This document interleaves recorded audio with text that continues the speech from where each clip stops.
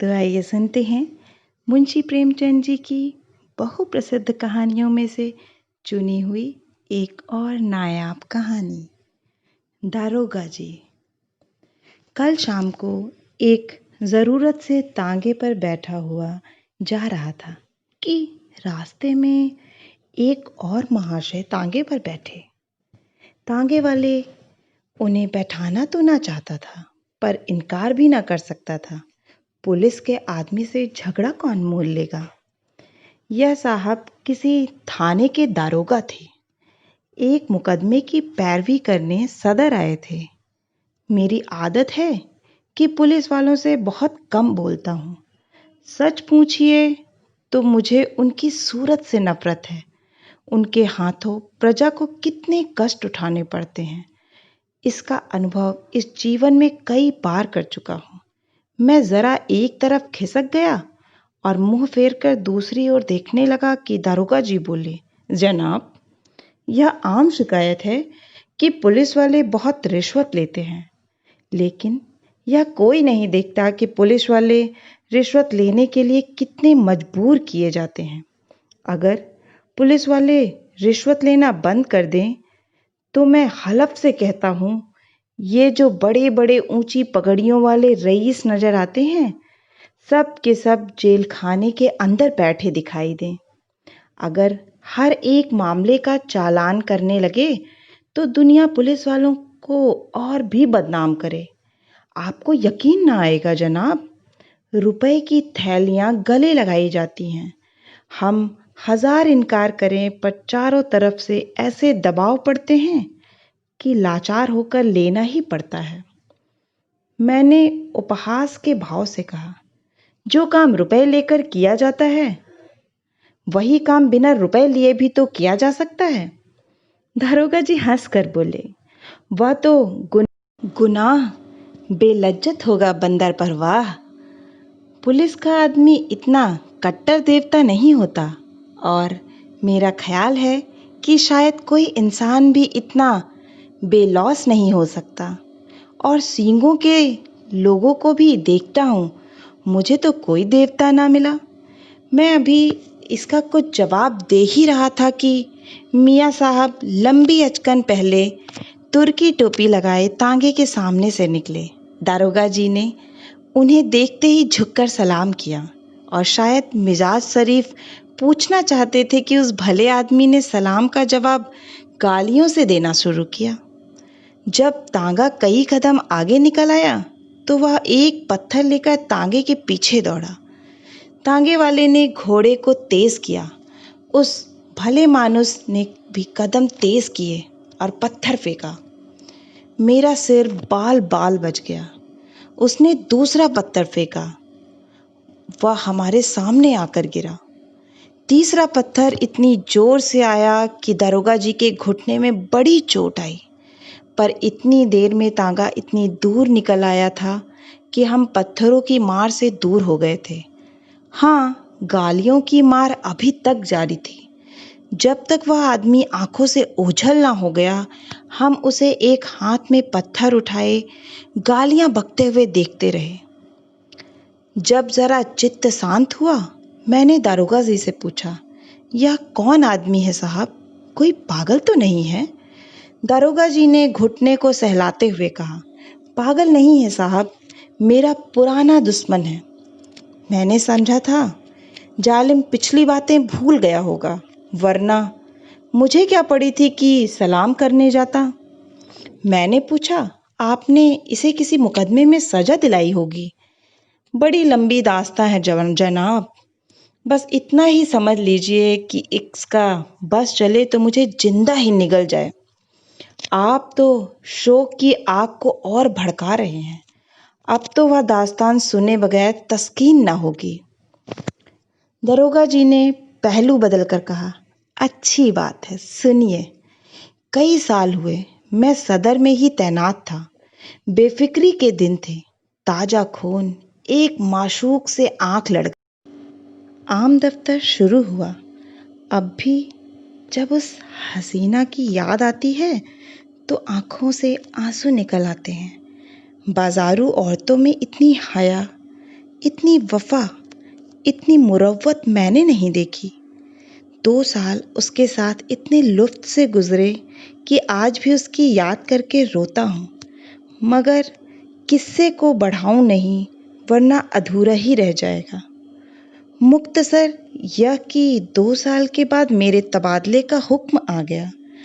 उस वक्त दिल को जितना सदमा पहुंचा, उसका जिक्र करने के लिए इस्तीफा दे दूं।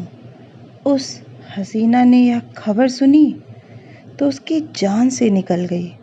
सफ़र की तैयारी करने के लिए मुझे 3 दिन मिले थे। 3 दिन हमने मंसूबे बांधने में काटे। उस वक्त मुझे अनुभव हुआ कि औरतों को अक्ल से खाली समझने में हमने कितनी बड़ी गलती की है। मेरे मंसूबे शेख चिल्ली के से होते थे।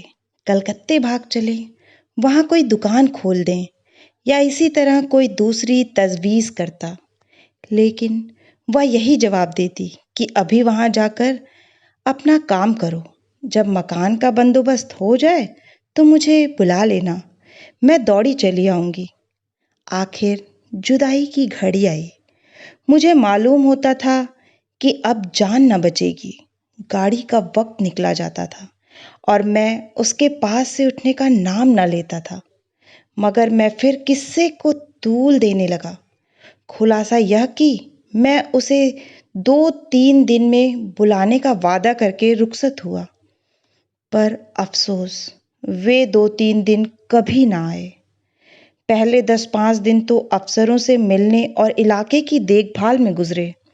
इसके बाद घर से खत आ गया कि तुम्हारी शादी तय हो गई है, रुखसत लेकर चले आओ। शादी की खुशी में उस वफा की देवी की मुझे फिक्र ना रही। शादी करके महीने भर बाद लौटा तो बीवी साथ थी, रही सही याद भी जाती रही। उसने 1 महीने के बाद एक खत भेजा, पर मैंने उसका जवाब न दिया। डरता रहता था कि कहीं एक दिन वह आकर सिर पर सवार न हो जाए, फिर बीवी को मुंह दिखलाने लायक भी न रहूंगा। साल भर के बाद मुझे एक काम से सदर आना पड़ा। उस वक्त मुझे उस औरत की याद आई। सोचा जरा चलकर देखना चाहिए किस हालत में है। फौरन अपने खत ना भेजने और इतने दिनों तक ना आने का जवाब सोच लिया और उसके द्वार पर जा पहुंचा। दरवाज़ा साफ सुथरा था, मकान की हालत भी पहले से अच्छी थी। दिल की खुशी हुई कि इसकी हालत उतनी खराब नहीं है जितनी मैंने समझी थी। और क्यों खराब होने लगी? मुझ जैसे दुनिया में क्या नहीं है? मैंने दरवाज़ा खटखटाया। अंदर से वह बंद था। आवाज़ आई, कौन है? मैंने कहा, वाह, इतनी जल्द भूल गई? मैं हूँ बशीर। कोई जवाब ना आया। आवाज़ उसी की थी। इसमें शक नहीं, फिर दरवाज़ा क्यों नहीं खोलती?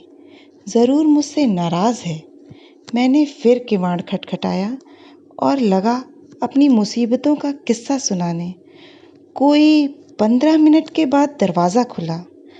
हसीना ने मुझे इशारे से अंदर बुलाया और चट किवाड़ बंद कर लिए। मैंने कहा, मैं तुमसे मुआफ़ी मांगने आया हूँ। यहाँ से जाकर मैं बड़ी मुश्किल से फंस गया। इलाका इतना ख़राब है कि दम मारने की मोहलत नहीं मिलती। हसीना ने मेरी तरफ ना देखकर ज़मीन की तरफ ताकते हुए कहा, मुआफ़ी किस बात की? तुमसे मेरा निगाह तो हुआ ना था। दिल कहीं और लग गया तो मेरी याद क्यों आती? मुझे तुमसे कोई शिकायत नहीं। जैसा और लोग करते हैं वैसा ही तुमने किया। यही क्या कम है कि इतने दिनों के बाद इधर आ तो गए, रहे तो खैरियत से। किसी तरह जिंदा हूँ। शायद जुदाई में घुलते घुलते यह तून निकल आई है। खुदा झूठ न बुलाए, तब से दूने हो गए। मैंने झेपते हुए कहा, यह सारा बलगम का फिसाद है। भला मोटा मैं क्या होता? उधर का पानी निहायत बलगमी है। तुमने तो मेरी याद ही भुला दी। समझती थी और तुम वैसे ही निकले। बीवी लाए हो और मुझे खत तक ना लिखा। मैंने ताज्जुब से पूछा, तुम्हें कैसे मालूम हुआ कि मेरी शादी हो गई है? उसने रुखाई से कहा, यह पूछकर क्या करोगे? झूठ तो नहीं कहती। बेवफा बहुत देखे, लेकिन तुम सबसे बढ़कर निकले। तुम्हारी आवाज़ सुनकर जी में तो आया कि दुत्कार दूं, लेकिन यह सोचकर दरवाज़ा खोल दिया कि अपने दरवाजे पर किसी को क्या जलील करूं। मैंने कोट उतारकर खूंटी पर लटका दिया, जूते भी उतार डाले और चारपाई पर लेटकर बोला, लैली देखो, इतनी बेरहमी से ना पेश आओ।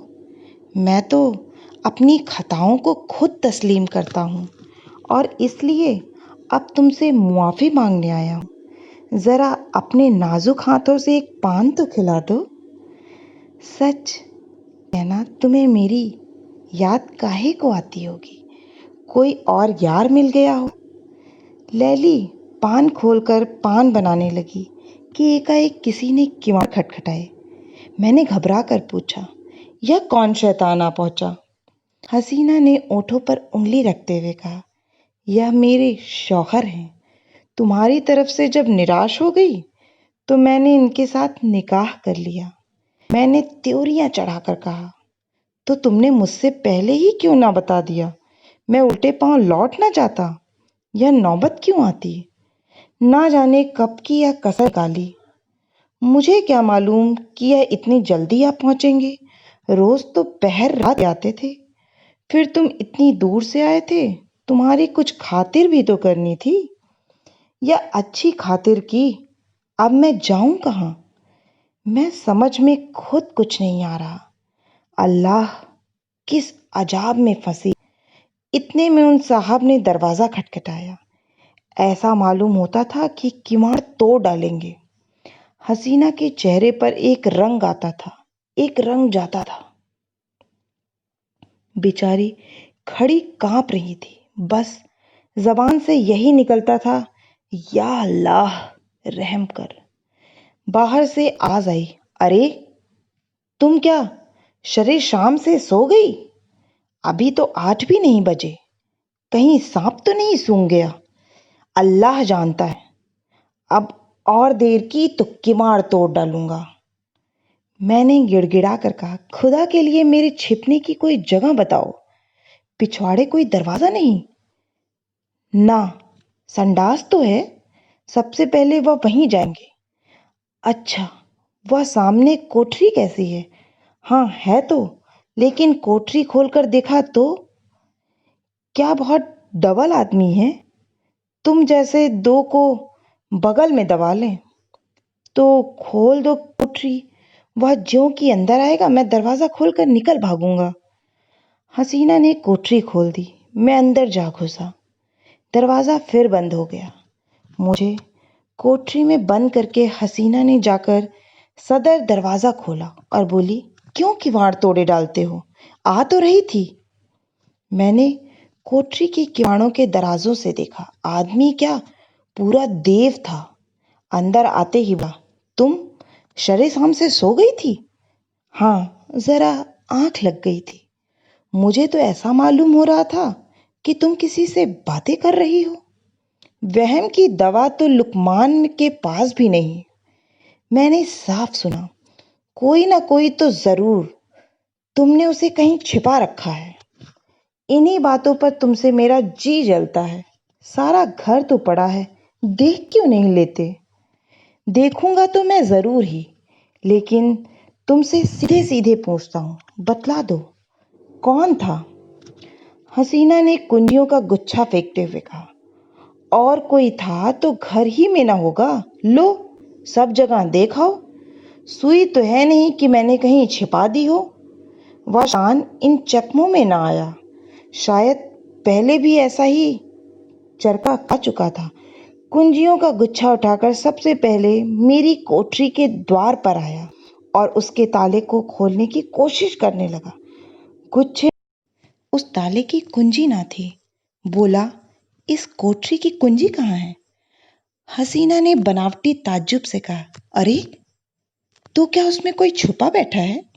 वह तो लकड़ियों से भरी पड़ी है। तुम कुंजी दे दो ना। तुम भी कभी कभी पागलों से काम करने लगते हो। अंधेरे में कोई सांप बिच्छू निकल आए तो? ना भैया, मैं कुंजी ना दूंगी। बला से सांप निकल आएगा? अच्छा ही हो, निकल आए। इस बेहयाई की जिंदगी से तो मौत ही अच्छी। हसीना ने इधर उधर तलाश करके कहा, ना जाने उसकी कुंजी कहाँ रख दी। ख्याल नहीं आता। इस कोठरी में तो मैंने और कभी ताला नहीं देखा। मैं तो रोज लगाती हूँ। शायद कभी लगाना भूल गई हूँ तो नहीं कह सकती। तो तुम कुंजी ना दोगी? कहती तो हूँ, इस वक्त नहीं मिल रही है। कहे देता हूँ, कच्चा ही खा जाऊंगा। अब तक तो मैं किसी तरह जब्त किए खड़ा रहा। बार बार अपने ऊपर गुस्सा आ रहा था कि यहाँ क्यों आया। ना जाने यह शैतान कैसे पेश आए, कहीं तैश में आकर मार ही न डाले। मेरे हाथों में कोई छुरी भी नहीं। या खुदा, अब तू ही मालिक है। दम रोके हुए खड़ा था कि एक पल का भी मौका मिले तो निकल भागूं। लेकिन जब उस मरदूद ने किवाड़ों को जोर से धमधमाना शुरू किया, तब तो रूह ही फना हो गई। इधर उधर निगाह डाली कि किसी कोने में छिपने की जगह है या नहीं। किवाड़ के दराजों से कुछ रोशनी आ रही थी। ऊपर जो निगाह उठाई तो एक मचान सा दिखाई दिया। डूबते को तिनके का सहारा मिल गया। उचक कर चाहता था कि ऊपर चढ़ जाऊं कि मचान पर एक आदमी को बैठे देखकर उस हालत में मेरे मुंह से चीख निकल गई। यह हजरत अचकन पहने, घड़ी लगाए, एक खूबसूरत साफा बांध उकड़ू बैठे हुए थे। अब मुझे मालूम हुआ कि मेरे लिए दरवाजा खोलने में हसीना ने इतनी देर क्यों की। अभी इनको देख ही रहा था कि दरवाजे पर मूसल की चोटें पड़ने लगी। मामूली किवाड़ तो थे ही, 3-4 चोटों में दोनों किवाड़े नीचे आ रहे और वह मरदूद लालटेन लिए कमरे में घुसा। उस वक्त मेरी क्या हालत थी, इसका अंदाजा आप खुद कर सकते हैं। उसने मुझे देखते ही लालटेन रख दी और मेरी गर्दन पकड़कर बोला, अच्छा, आप यहाँ तशरीफ रखते हैं। आइए, आपकी कुछ खातिर करूं। ऐसे मेहमान रोज कहाँ मिलते हैं। या कहते हुए उसने मेरा एक हाथ पकड़कर इतने जोर से बाहर की तरफ ढकेला कि मैं आंगन में औंधा जा गिरा। उस शैतान की आंखों से अंगारे निकल रहे थे। मालूम होता था उसके होंठ मेरा खून चूसते हैं। बड़े आ रहे हैं। मैं अभी जमीन से उठने भी नहीं पाया था कि एक कसाई एक बड़ा सा तेज छुरा लिए मेरी गर्दन पर आ पहुंचा। मगर जनाब, हूँ पुलिस का आदमी। उस वक्त मुझे एक चाल सूझ गई। उसने मेरी जान बचा ली, वरना आज आपके तांगे पर ना बैठा होता। मैंने हाथ जोड़कर कहा, हुजूर, मैं बिल्कुल बेकसूर हूँ। मैं तो मीर साहब के साथ आया था। उसने गरज कर पूछा, कौन मीर साहब? मैंने जी कड़ा करके कहा, वही जो मचान पर बैठे हुए हैं। मैं तो हुजूर का गुलाम ठहरा। जहां हुक्म पाऊंगा उनके साथ जाऊंगा।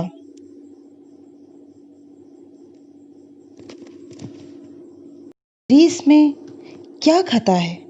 अच्छा, तो कोई मीर साहब मचान पर भी तशरीफ रखते हैं। उसने मेरा हाथ पकड़ लिया और कोठरी में जाकर मचान पर देखा। वह हजरत सिमटे सिमटाए भीगी बिल्ली बने बैठे थे। चेहरा ऐसा पीला पड़ गया था, गोया बदन में ही जान ही नहीं। उसने उनका हाथ पकड़कर एक झटका दिया तो आप धीमे से नीचे आ रहे। उनका ठाठ देखकर अब इसमें कोई सुबह ना रहा कि वह मेरे मालिक हैं। उनकी सूरत देखकर उस वक्त तरस के साथ हंसी आती थी। तू कौन है बे? जी, मैं। मेरा मकान, यह आदमी झूठा है। यह मेरा नौकर नहीं है। तू यहाँ क्या करने आया था? मुझे यही बदमाश मेरी तरफ देखकर धोखा ले देकर लाया था। यह क्यों नहीं कहता कि मज़े उड़ाने आया था? दूसरों पर इल्ज़ाम रखकर अपनी जान बचाना चाहता है, सूअर। ले, तू भी क्या समझेगा कि किसके पाले पड़ा था। यह कहकर उसने उसी तेज छुरे से उन साहब की नाक काट ली। मैं मौका पाकर बेतहाशा भागा, लेकिन हाय हाय की आवाज़ मेरे कानों में आ रही थी। इसके बाद उन दोनों में कैसी छनी, हसीना के सिर पर क्या आफत आई, इसकी मुझे कुछ खबर नहीं। मैं तब से बीसों बार सदर आ चुका हूँ, पर उधर भूल कर भी नहीं गया। यह पत्थर फेंकने वाला हजरत वही है जिसकी नाक कटी थी। आज ना जाने कहाँ से दिखाई पड़ गए और मेरी शामत आई कि उन्हें सलाम कर बैठा। आपने उनकी नाक की तरफ शायद ख्याल नहीं किया। मुझे अब ख्याल आया कि उस आदमी की नाक कुछ चिपटी थी। बोला, हाँ हाँ, नाक कुछ चिपटी तो थी, मगर आपने उस गरीब को बुरा चरका दिया। और करता ही क्या, जरूर दबा लेते, मगर चोर का दिल आधा होता है। वह उस वक्त अपनी अपनी पड़ी थी कि मुकाबला करने की सोचती। कहीं उस रमझल्ले में धर लिया तो आबरू अलग जाती और नौकरी से अलग हाथ धोना पड़ता। मगर अब इस आदमी से होशियार रहना पड़ेगा। इतने में चौक आ गया और हम दोनों अपनी अपनी राह ले ली। आशा है कि आपको यह कहानी दारोगा जी पसंद आई होगी। अगर पसंद आई है तो मुझे प्रोत्साहित करने के लिए प्लीज़ लाइक करें और अपनों के साथ शेयर करें। और हाँ, अगर इस चैनल पे नए हैं और आपको ऐसी कहानियाँ अच्छी लगती हैं तो इस कहानी को लाइक करें और इस चैनल को सब्सक्राइब करें। आप सभी का सुनने के लिए बहुत बहुत धन्यवाद।